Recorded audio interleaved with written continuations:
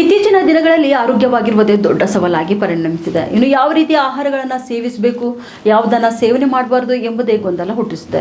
ಹಾಗಾಗಿ ಆರೋಗ್ಯ ಕಾಪಾಡಿಕೊಳ್ಳಲು ಸದ್ಗುರುಗಳು ಈ 4 ರೀತಿಯ ಆಹಾರ ಸೇವನೆ ಮಾಡುವುದನ್ನು ತಪ್ಪಿಸುವುದರ ಬಗ್ಗೆ ವಿವರಣೆ ನೀಡಿದ್ದು, ಆರೋಗ್ಯ ಕಾಪಾಡಿಕೊಳ್ಳಲು ಯಾವ ರೀತಿಯ ಆಹಾರ ಸೇವನೆ ಮಾಡಬೇಕು, ಯಾಕೆ ಈ 4 ಬಗೆಯ ಆಹಾರ ಒಳ್ಳೆಯದಲ್ಲ ಎಂದು ತಿಳಿದುಕೊಳ್ಳೋಣ ಬನ್ನಿ. ಕೆಲವರು ಸೇವನೆ ಮಾಡುವ ಆಹಾರದಲ್ಲಿ ಸಕ್ಕರೆ ವಿಶೇಷವಾಗಿ ಅಧಿಕವಾಗಿರುತ್ತೆ. ಇನ್ನು ಇದು ಅವರ ಹೊಟ್ಟೆ ತುಂಬುತ್ತದೆ, ಆದರೆ ಅಗತ್ಯವಾಗಿ ಬೇಕಾದಂತಹ ಶಕ್ತಿ ಸಿಗುವುದಿಲ್ಲ. ಆರೋಗ್ಯಕ್ಕೂ ಹಾನಿ ಮಾಡಬಹುದು. ಇನ್ನು ಜೊತೆಗೆ ಅತಿಯಾಗಿ ತಿನ್ನುವುದು ಅನಗತ್ಯ ಸಮಸ್ಯೆಗಳಿಗೆ ಕಾರಣವಾಗಬಹುದು ಎಂದು ತಿಳಿದು ಬಂದಿದೆ. ಆದ್ದರಿಂದ ಸದ್ಗುರುಗಳು ಸಕ್ಕರೆ ಸೇವನೆ ಮಾಡುವುದನ್ನು ಅಗತ್ಯವಾಗಿ ತಪ್ಪಿಸಿ ಎಂದು ಸಲಹೆ ನೀಡ್ತಾರೆ.